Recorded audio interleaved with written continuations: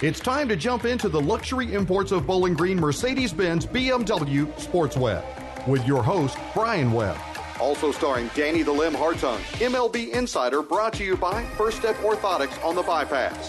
WKU Sports Analysis presented by Bowling Green Refrigeration, Heating, and Cooling. Also made possible by Poston Electronics. The one and only Vegas Prank Against the Odds presented by JBK Network Consulting. Then free golf tips with WKU Women's Golf Coach in Gary on the Green. From Bowling Green Fireplace and Grill, your Green Egg headquarters. Spotlighting high school athletics with the Culver's Butterburgers Player of the Week.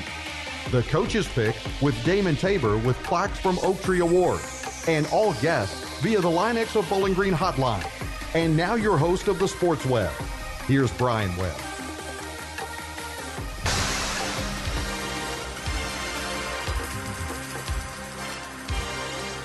Gonna party like it's 2019, turning into 20 decade has culminated, and I'm still alive. And I'm live in the studio here with none other than my man Casey Warner on the ones and twos. His Cats had a nice showing today. We'll let him tell us a little bit about that. And got the legend himself, Chris Come Bratcher. on, man. You almost made me cuss right off the bat. He was at the First Responder Bowl yesterday. Yeah, man. What a game, dude. What a game. What a season, dude. Really? I mean, would you reflect back on last year versus this year? Rather not. I mean, the culture changed, dude. You made the Arkansas trip. You saw a little bit of this, but in every way, I mean, better discipline on and off the field, execution, tackling, ball security, all of it just a million times better. The kids are happier. They were better behaved. They carried themselves better. I mean, it was flipping astonishing to go from 3 wins to 9 wins with largely the same dudes. I mean, obviously Ty's story, a big part of the story.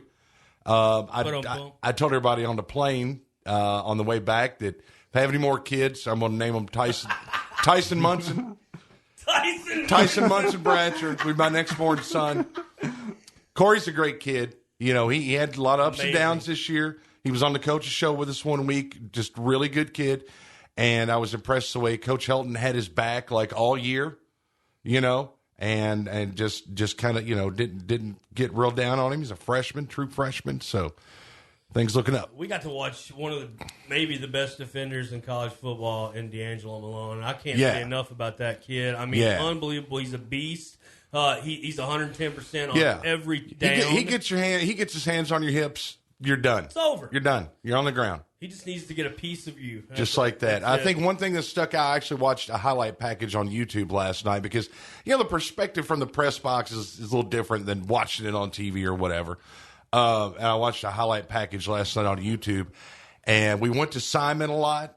He is going to be an absolute star for this team. Yes, he is. You know, and we always say it, you know, Western has become tight end U over the past 10 years. Yeah, it has. Casey's the Rams fan. Your boy Higbee. Oh, yeah. Man, what Yes, about sir. Higbee? Best tight end season in the history of that organization. Telling you. And he's our guy. So, you know, nothing but upward mobility for the tops in football, I would say. Yeah, and you just can't say enough about Tyson Helton, like you said, alluded to there, Chris. Different culture, and it didn't take long to take, man. No, I mean, it was like literally just give the guy a few reps. Yeah. And he'll have it going. And listen, I mean, I'm not saying this in a negative way, like, oh, boo-hoo, but, you know, an 8-4 team easily could have went 10-2, 11-1. No question. I mean, a couple or three of those we probably could have, should have won, but I'm not complaining because that was awesome. Same here. What about the Cats today? Give us a little breakdown of that game. Shoot, let me tell you what. First of all, Lynn Bowden. Lynn Bowden, one of the greatest Kentucky athletes we've ever seen. I mean, he can do it all. He got the most versatile player of the year award. He literally willed that team to win today. I've never seen anything like it. He ought to put him on defense. I'm telling you, why not? Why not? Keep doing it.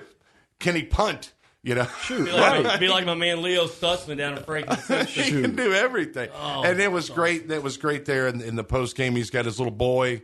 You know, I mean, that's just awesome. That is so good for him and Kentucky fans. I mean, you know, as far as football goes around here, obviously I'm tops all the way, but I'd love to see Kentucky and Louisville to do well, especially now that, you know, there's been a change in the administration up there in my old hometown. So, you know, it's awesome. We're 3-0 in the Commonwealth in the FBS as of today. So it's awesome. Speaking of which, it's kind of off topic, but Walter McCarty in a little bit of a stink in Man, Evansville. come on now. Ouch! I don't know. Anyway, we're coming up on a new decade, and I don't think I can reflect on the whole decade. There'll be some nuggets that you guys can pull out, but I want to do something fun right now though, and just go over this year, 2019, and maybe some things you guys be thinking about what you want to throw in there. But I'll start it off. I would say if I could pick maybe 3 or 4, one would be more than I like to bring up the fact that the Raptors got a ring. I mean, first time ever a Canadian, team. Yeah, I got a lot of internet friends in Canada. They loved it. You got one guy that calls you all the time at the same number or something. Yeah, that's funny. Yeah. So that's one of them, and I think Tiger winning the Masters that was huge this year, especially for just the game of golf and Tiger himself. Nobody really thought. Other than a handful of people that he could do that. And, I always figured that he could get it done, and that was an amazing thing to see. Also, I want to say the Kentucky Derby, going back to Louisville, callback, and everybody's standing there holding their tickets for 30 minutes. That was something else, dude. I mean, I never thought we would see anything like that in that race. Yeah, I get that stinking Twin Spires app every year just to bet on the Derby. And then I keep forgetting to take it off my phone, and 5 times a day it's like, bet on this race in France or something. I'm like, I don't care. How do you turn notifications off on this thing? Have you ever been to the Derby, Casey? Oh yeah, I've been 3 or 4 times. Usually gushing down rain every time. I grew up 5 minutes from. You know me, I'm South End. I grew up 5 minutes from the track. You couldn't pay me to get in that mess. I just don't like crowds. I love the horses. I'll never forget the first horse I ever won money on. I was 12 years old. And my mom and I went to the track, and she would place the bets, let me pick the horses, right? Just a random summer Tuesday. I thought maybe you had a beard back then. No, I didn't. No, I was actually a late bloomer. I'm pretty self-conscious about some of that. But anyway. My bad. The first horse I ever won money on, his name was Tuna Fish Casserole. And I'll never forget that. What? I'll never forget Dibs that. on band name, right? Yeah, right. There you go. I don't know. I think I had one more in my head, but I think maybe LeBron going to the Lakers. That was kind of. Oh yeah, shocking. Yeah, that's. I don't know. What are some of your guys, Brash? What are some? I do like that LeBron to the Lakers. Growing up, we were Showtime Laker fans at our house. A little bit because Pat Riley was a Kentucky guy, but we loved basketball when I was growing up, still do, and. In those days in the 80s, those Lakers and Celtic teams, it was like, why bother having an all-star game? Just have a Lakers-Celtics game in the midseason, right? And so it's like, LeBron kind of sort of becomes the new Magic Johnson in terms of that build, that almost positionless kind of talent. Yeah. I don't ever get into that best ever argument in terms of individual ball players because everybody always says MJ. But there are things Magic could do, and there are things LeBron can do that MJ couldn't do. Yeah, you almost have to break that down to like a couple, 3 categories. Right. To really do that. And I like LeBron. I don't hate on him for. I mean, who wants to live in Cleveland anyway? But Magic was so special. Really, no kidding. I've been there 3 times for the Rock and Roll Hall of Fame, and other than that, I got no business. Nothing else to see here. Yeah, unless you want to catch a Browns game, which I'm not. Sure. Yeah, Axe is a big Browns fan. Yeah, he is. Man, so there's some. What about you, Casey? What are some standouts? Well, I got 2 baseball ones off the top of my head because I'm a baseball guy, huge baseball guy. So first baseball one, the World Series going to 7 games. You love to see that. Yep. It gets more viewers, gets more people back on board. People call it America's pastime. Why's it got to be the pastime? More people should love baseball. It's a great game, great series. Happy that the Nationals won it. A different team in there winning it. And then my other one is, kudos to the Cards baseball team making it to the College World Series. That was big for them. Great baseball program there. Baseball. Just a great year for baseball, I think. Yeah. This didn't happen this year, but I think we often kind of just get away from the fact that we were in the Final Four of the NIT just a few years ago. Right. I thought that was awesome. That was tremendous. It really was great time. And then that was a 27-win season, I think, with JJ and those grad transfers. It was awesome to watch. Yeah. And it's like NIT, and heck, man, that's a big tournament. That's sure. It's a big season. My goodness gracious. Yeah. You get to play in New York right there like that. Yeah. And, national stage. I thought that was a big deal. A lot of things happened in 2019.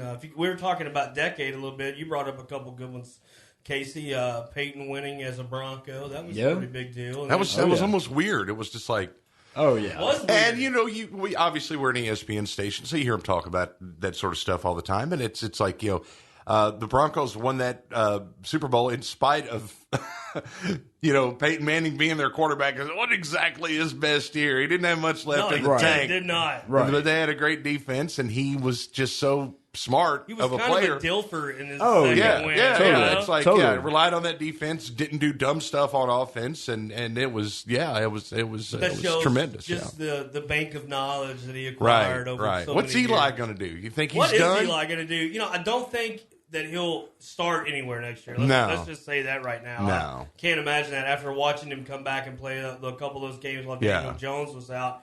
I think he'll probably fold it up if he doesn't get some interest and doesn't get a starting job. Like he to quote his own words, I'm not going somewhere to be a backup, Right, and I get that. I mean, he's been around, he's done that. He's got 2 Super Bowls. XFL, put him in the XFL. Oh yeah, That would be perfect. awesome. I'd like to see our boy Dowdy maybe play some XFL. Right. He could be like recreate the whole Braun Jeff thing. Rodman. Yeah, right. totally. Absolutely. He hate me. I mean, all that stuff. all that stuff. Now, the Hilltopper connections to the original XFL are just, there's more than one. Well, I don't know about you guys. I think you probably do, but I love Culver's Butter Burgers. Sure. They are absolutely unstoppable. They're so good. They taste great. We'll get back on the basketball trail next week. I'll do the Culver's Basketball Player of the Week, and so I can't wait to get around and see some of this talent. Got some great talent here locally in the 4th region, and I can't wait to be visiting those guys. But my Culver's Player of the Week, Bratcher love it, goes to one Lucky Jackson. 17 catches. Oh, yeah. You saw the record broke, and you saw him break his own record. Right. And as Leo pointed out, it was over 100 years of Hilltopper football, and the record when he broke it at Marshall of 15 catches was from 1969, so that was a 50-year-old record when he broke it at Marshall a couple of months ago. And then he turned around and broke his own record yesterday. He got over 1,000 yards on the season yesterday. I think he ended up like 1140-something or something like that. So, which, you think about it, Lucky's first couple of years on the hill, he didn't really have that much opportunity. Didn't get a lot of targets. Yeah, and, last year a lot of stuff didn't go right. So,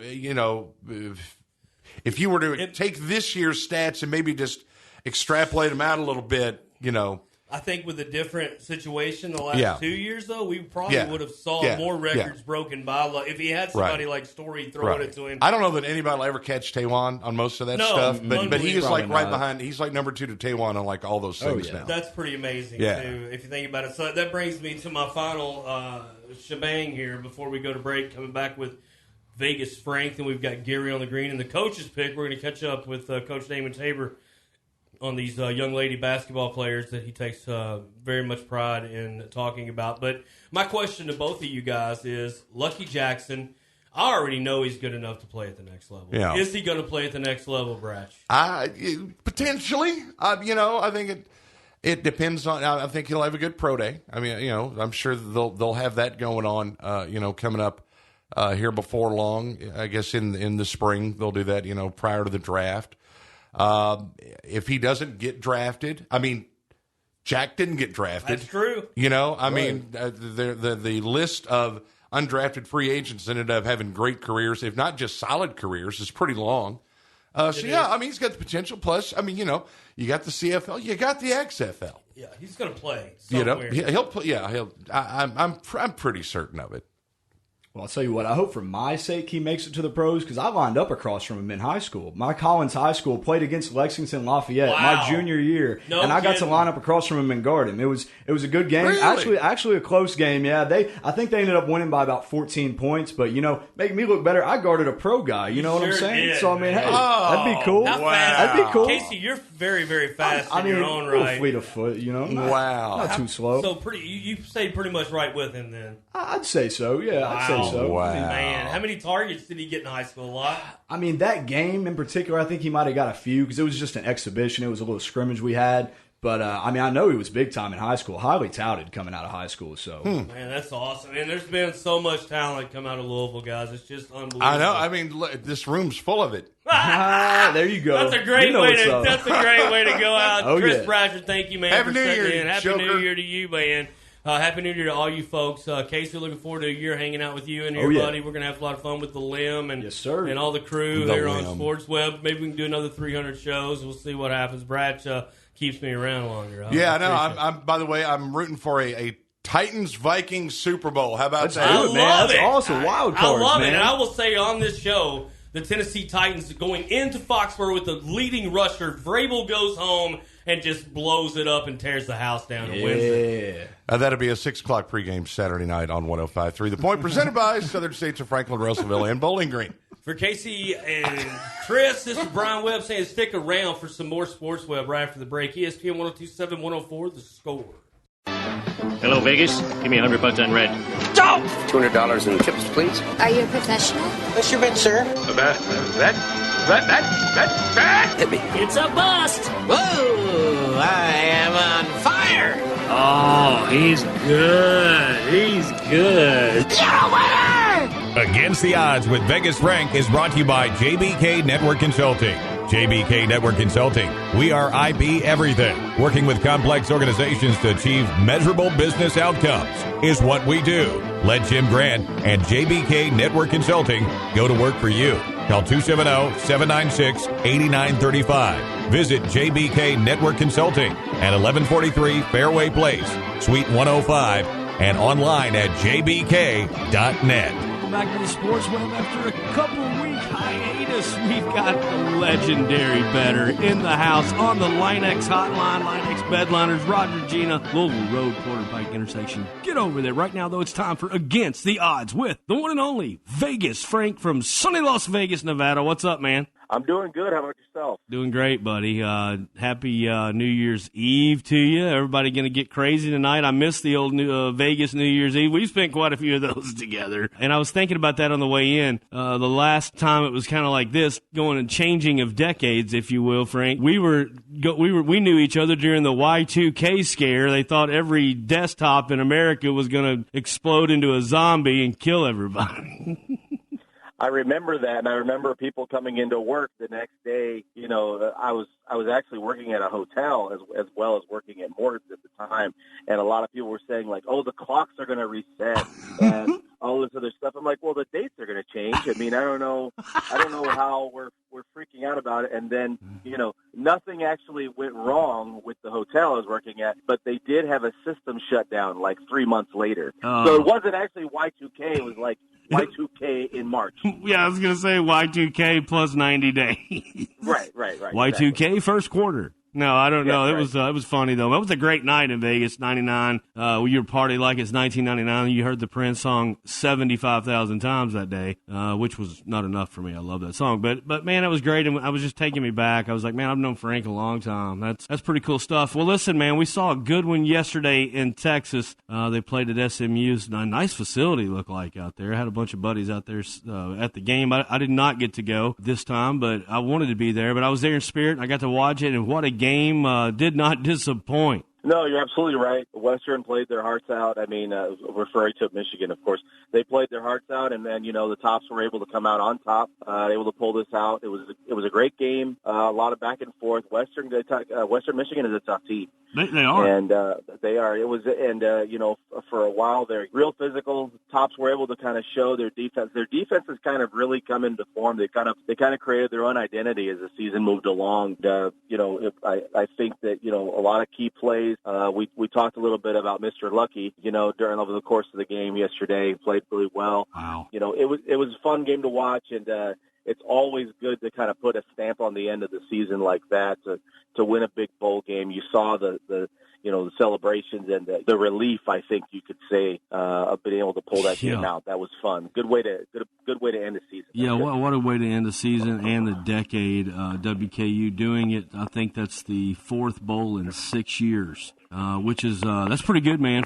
Really good for a mid-major like we are, and I think we're gaining ground to you know, look towards being one of the better programs in the next coming few years there if we get to keep everything intact. Did an interview with Helton the other day, and Hunter Smith and I was like, hey, I've got a 100-year contract I want you to sign. I'd like to see the guy stay forever because he's that great. Lucky Jackson, 17 catches, 148 TD. He's averaging 8.7 a catch yesterday in this First Responder Bowl record in receiving and catches and yards. That's pretty awesome. Good for him.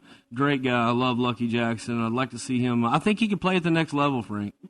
I think so too. I mean, he's kind of proven over the course of the season, this bowl game, the last few games of the regular season included, he's kind of established himself as being that reliable target. Similar in the mode of, like a Michael Thomas with the Saints. I mean, he's been a guy that just kind of shows up and does his job, and he's there, and you know that he's going to be in his spot. So, and he catches everything, Frank. He catches everything. He does, and that's the thing that at the next level that they look at. You go through all those different drills where they open the door or something, the receiver's standing there, and they throw a ball at him, and he's got to, like, turn around and catch it. All these different drills, and they're preparing him for that next level. I think he could be special. I think he could be, too. Somebody needs to really watch him, maybe second or third round even, I would think. Story, not bad. He wrote his story, if you will, this year, and he did a good job on it. But 35 for 51, 358, that's about 100 yards more, I think, than he normally has in offense. And he had 2 interceptions, but, hey, I'm not going to, one was kind of weird, but, I mean, I'm not going to get too crazy on him. He did a good job. He managed the game. He used his legs when he needed to. Gage Walker, man, he's been another guy that's proven to be there this year. And, he's always getting his 80 to 100 yards, and right there he was, 15 carries, 93 yards, no touches. But I tell you, a couple of these great receivers, this receiving core is so good. We got some young guys on that receiving core that are going to be here for a while, which is also great. The defense we mentioned, Bailey had an interception, and we had 1 sack, I think, Juwan Jones. But D'Angelo Malone was all over the place. What a great game. I enjoyed it. We get that national coverage. Great for the Hilltoppers. So, we'll see what's going on. Our basketball team, we lost Bassey, obviously, Frank, you know that. And that's we're going to have to, reel it back in on that. But I don't think there's going to be a problem. We got some good guys. If we can just get them all to play together, I think we can work it out. Stansbury will get it figured out real soon. National championship coming up. Clemson Tigers against the red-hot LSU Tigers. Yeah, we got the Tiger Bowl. Yeah, it is. Title game. Yeah, we got the Tiger Bowl. If you were watching this game against Oklahoma, I mean, we sort of loaded up on it, on LSU against Oklahoma because it just seemed like such a mismatch, and it proved to be that way. I think that we were kind of tweeting a little bit back and forth about it that, they could have just called the game at halftime. Yeah. It didn't look good. Burrow had more touchdown passes in the first half than he had incompletions. Unbelievable. Did he throw like 7 TDs or something in this? He had 7 touchdowns. They're all in the first half. He had 7 touchdown throws, and he had a touchdown running as well. Oh my gosh! In the second half, they were just a machine. They were much more talented than Oklahoma. It's a huge step up as far as competition level for Oklahoma. LSU, just kind of relentless with that pass rush, but offensively, I mean, you want to talk about a team that has just made this huge leap.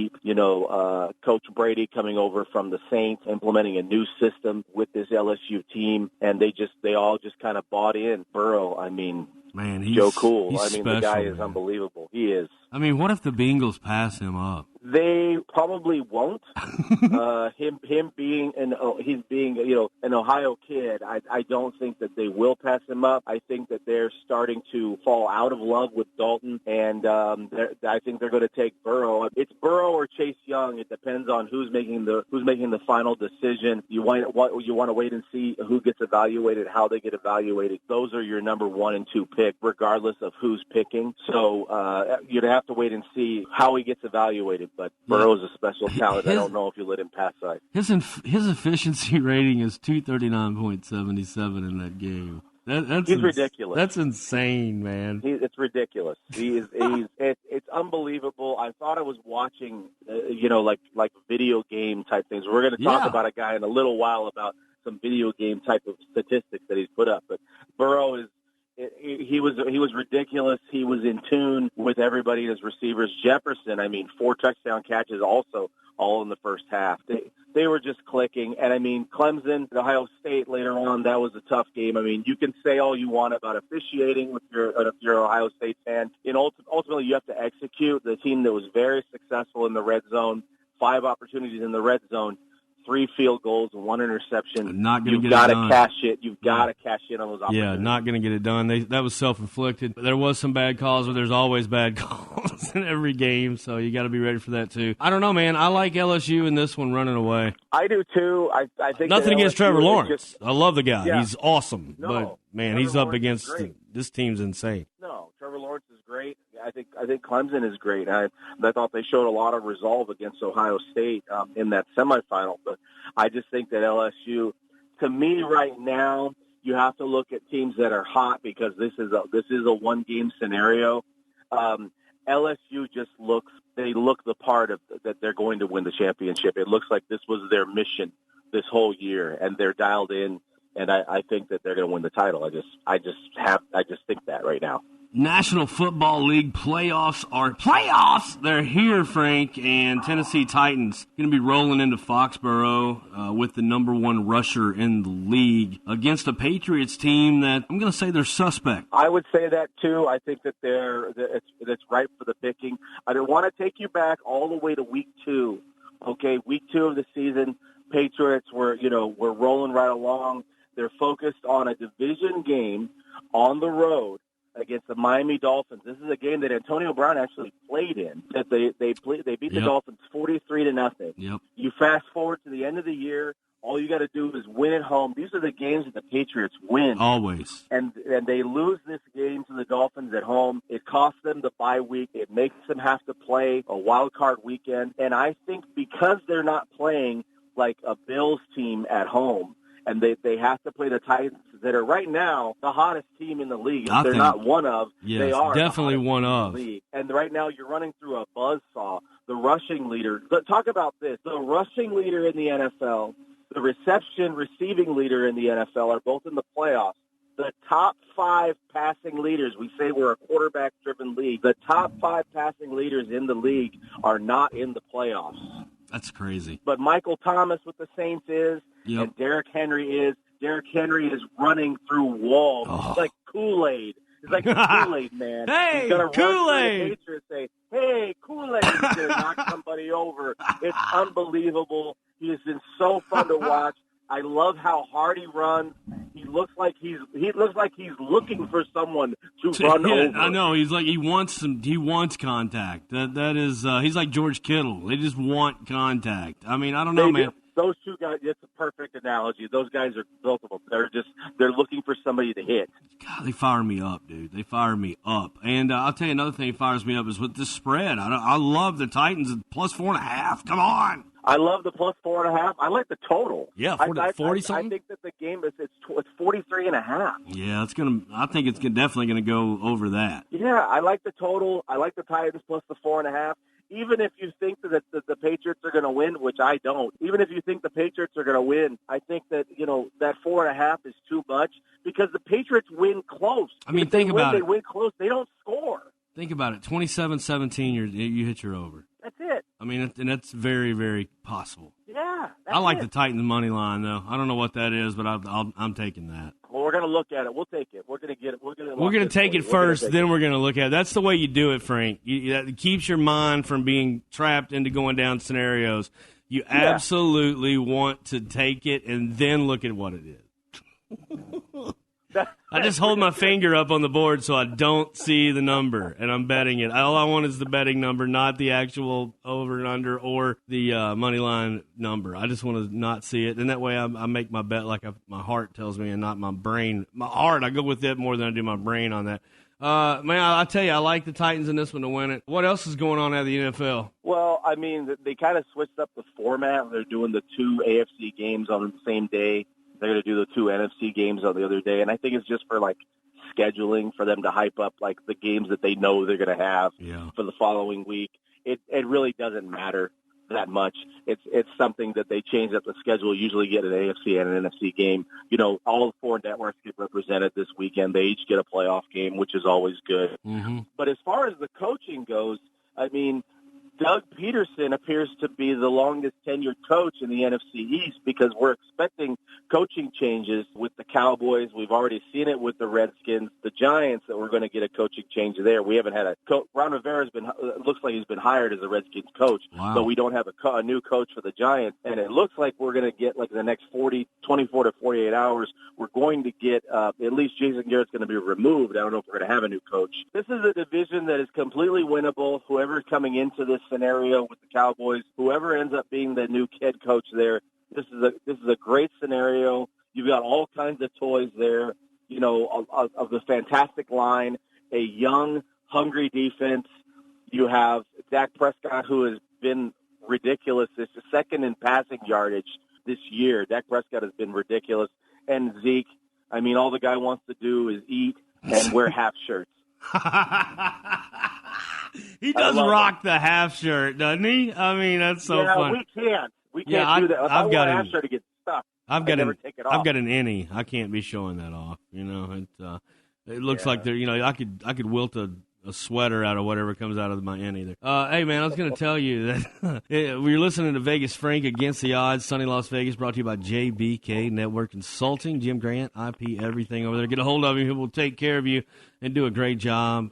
Man, I tell you, this is a great time of the year, and it's been an awesome year on Vegas Frank, man. Probably my favorite year yet, and we've had a lot of fun doing it. We always love doing it. We're going to keep doing it. I'm sure you got some MMA you want to chat about before we get there, but as far as the Cowboys go, you alluded to it there. I've heard rumors of Witten wanting to be a coach. I would love that, man. I think he'd be a great coach, and I would love to see him and Romo coaching on the sidelines together with a really good defensive guy. Nothing against our current defensive guy. I like him too. He's old though, so he might not be able to get around much next year. I just want to see this team kind of revamp themselves and take it serious because honestly, Frank, it was like the universe was trying to give them at least a wild card, like trying to give them a wild card, and they tried not to get into the playoffs. It's the weirdest thing I've ever seen. I don't know, but I digress. Hey man, what's going on out of the NBA? Anything? Well, we're just looking at Luka and trying to figure out if the Lakers are going to figure out their lineup as far as who they're going to have their last 5 minutes of a game. I think right now Rondo is playing way too much, and they've got to balance these minutes out. Who is your third option? Is it Kuzma? Or is it a combination of people? We think it's Kuzma, and he's starting to kind of come into his own form. And they want to talk about load management and, managing players' minutes and whatever. Good grief. LeBron turned 35 yesterday. Happy birthday to LeBron. Yeah. But this has got to be something that they're going to look at going forward. We're 6 weeks away from the All-Star break. So would he have to look at that as kind of like a turning point? Is there going to be a trade? Is there going to be a move? We're not really sure. But I think the way that the lineup is now with the Lakers might not be what we see by the time we get into the playoffs. There's going to be some. I think there's going to be some roster tweaks. Frank, we got to get out of here, man. Real quick though, your Raiders almost had a shot Sunday. Well, they had 10 things. Week 16, they had 10 things they needed to happen in order to get to the playoffs. It's like 9 or 10 different scenarios in order to qualify for the playoffs. And the first 5 things happened on week 16. So then you're making a list for this weekend. You said, well, if these 4 things happen, they're going to make the playoffs. But then I remembered that we were geniuses, and we said that the Titans – I just remembered that we were geniuses. I said the Titans are going to be the 6th seed. I said, well, if the Titans are the 6th seed, the Raiders can't make the playoffs. That's because right. Then we're not a genius anymore. We're not geniuses. You did so call I said, it. well, these things have to happen. It didn't work out. The Raiders are making major strides. I love the Daniel Waller kid. I don't know about Derek Carr. I mean, the guy's got. Yeah, he's so sure. Jekyll and Hyde, man. It's just hard to. I don't know though. I mean, maybe Gruden with him with another year. Maybe he's due one of those flawless seasons, and we're due a flawless interview with Vegas Frank, and we always do. We appreciate you, buddy, and Happy New Year to you and yours. Happy New Year to you and the family. Tell everybody hello, please. Definitely. And always good talking to you. Happy New Year. All right, talk to you next Tuesday. We'll be back on the Sports Web, ESPN 102.7, 104 The Score. Play like winners, act like winners. If you put your effort and concentration into playing to your potential to be the best that you can be, in my book, we're going to be winners. You will all get better. You'll get better because you make each other better. It's time for the Coach's Pick, brought to you by Oak Tree Awards and Recognition at 318 Morgantown Road in Bowling Green. Oak Tree Awards and Recognition, more than sports trophies. Call 270-843-6024. You heard it right there, folks. Time for the Coach's Pick. Going to make up for the last couple of weeks. Had a holiday, and I was out sick, but I got him on the Line X hotline nonetheless. Coach Damon Tabor, owner, proprietor of Oak Tree Awards and Recognition. They do everything hardware for ESPN Kentucky, and we appreciate him very much. Coach, how are you? Doing great, thank you. Did you have a good Christmas, bud? Better. I'm sorry, go ahead. Did you have a good Christmas? Yes, had a family in. We just finished this weekend with oldest one. We had our whole, what I call mom and dad's group in. We had 32 people in our house. Oh, man.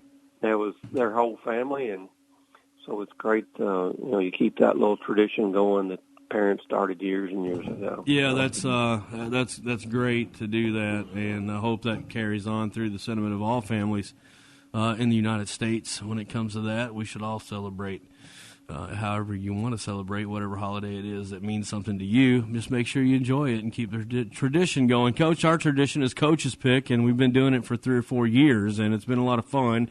Had a lot of girls. You also have the 1,000-point club there at the store, which is very, very cool. I noticed you added a name or two to that. But let's talk about a couple weeks ago, I think out of Barron County was when we'll start, right? Now, let's see. It's been I'm going to joke with it. It's been so long. Now, Elizabeth Bertram had a great week in that second week, and so we awarded her from. And thing is, she's done a great job since then too.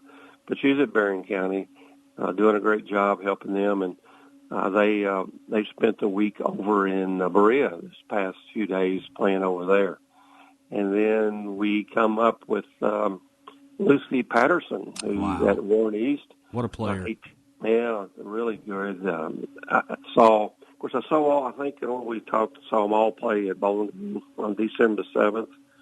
And I was impressed with Warren East. And they're doing a good job. They are. They're 7-3 right now, which is a little bit better than they've been for several years. Barron County, by the way, is 10-3. Wow. So they're doing good. And then we come up to this week, which we go to Logan County, and they've got some 3 players doing a great job. And the one we picked was Peyton Van Zant. She got a twin sister, Paige. Yeah, I remember her. To Coach Barry, and she said one game it's one, and the other game it's the other one. They just that's great. Kind of keep up with other, and they also had Logan County also had the 1,000-point person. And Kennedy Nichols, I believe it is. Anyway, and then Glasgow had 1,000-point with Gore. Yeah, Shantae. Yeah, she's a player. Yeah, been busy few weeks there. Yeah, it has. Well, I tell you, Coach. I mean, we've got 4 down and quite a few to go, and I'm looking forward to seeing who falls in that category. Who are some of the teams that had a little more success maybe than you thought, or is there anybody that's really kind of put their head in the race that you didn't think would be there? I know you alluded to East, and I think they're having a little better season than most may have thought. I knew they were going to be decent. They got a lot of talent, but like you said, I mean, they are really doing well. But Barron County on fire. Yes, they're of course right now. When you look at the record, you got Bowling Green at 9-4, but it's when it comes to the region and district, they're undefeated. So that kind of puts them at the top. Yeah. And then Barron County is 10-3. Russell County is 10-3. I saw them play at Bowling Green, and their star Markham is her name, and she's doing a good job for them. And they always have a good team, Coach. The Lakers always seem to show up in 4th Region and make a stir every year, don't they? Yes, and a team, I guess, from over there, the record doesn't show it. Midgate County is only 3-6, but they've got some good wins. They're 3-2 in the region, and they're 3-0 in their district. So they're, I don't think they haven't played Russell County yet, but that's kind of thinking maybe that's a team to kind of keep an eye on. But Bowling Green, Berrien County, Russell County, Glasgow is 7-2.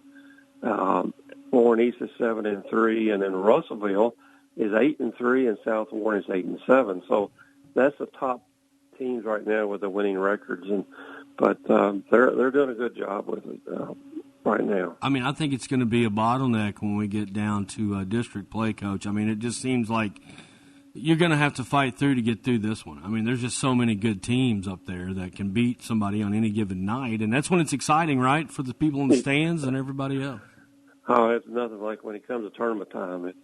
You can watch the season, but when it comes down to district, because that's what everybody plays for, and into the region.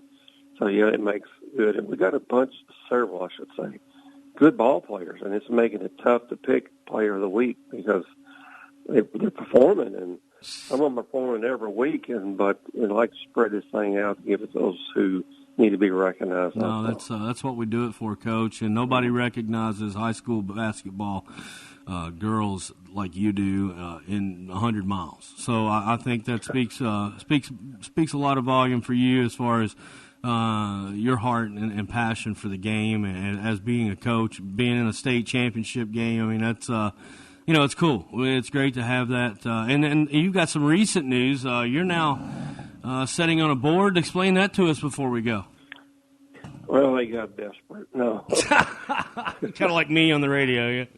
Yeah, Greg Purvis, the Kentucky Basketball Hall of Fame, of course, is in Elizabethtown, and good place, good setup. And if you want to see the history of Kentucky basketball, that's the place to go because it's amazing what all they've done there.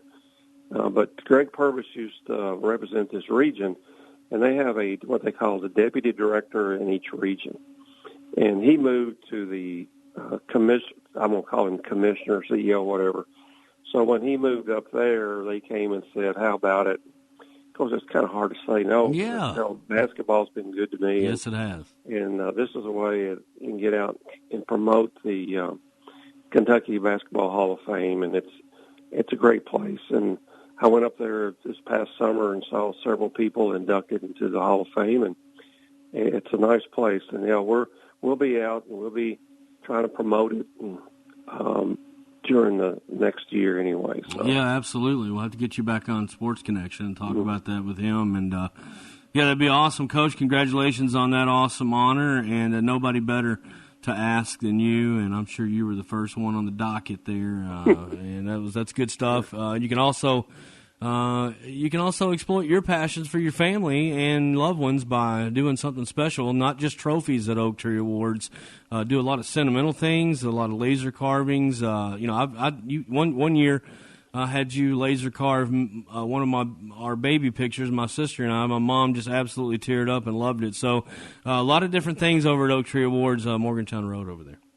Yeah, we get again with this year the cutting board with family recipes went over well, and we're more than just trophies. So that's a thing. Come in and visit us, and that's a great. We're enjoying it. Got Tyler and Bradley there working with us, and they do a great job being very creative, and they run those things a whole lot better than I do. Well, they do a great job, Coach, and they're fun. And one of them was fun to listen to on stage, obviously, Bradley, and Tyler definitely has a lot of awesome traits himself. And, man, we love it. We love you guys, and we love the Coach's Pick, buddy. We'll do it again next week. All right, looking forward to it, and Happy New Year to all the listeners. Happy New Year to Oak Tree Awards and everyone here listening. We appreciate it. Have a great 2020. Be right back with Gary on the Green, ESPN 102.7, 104 The Score.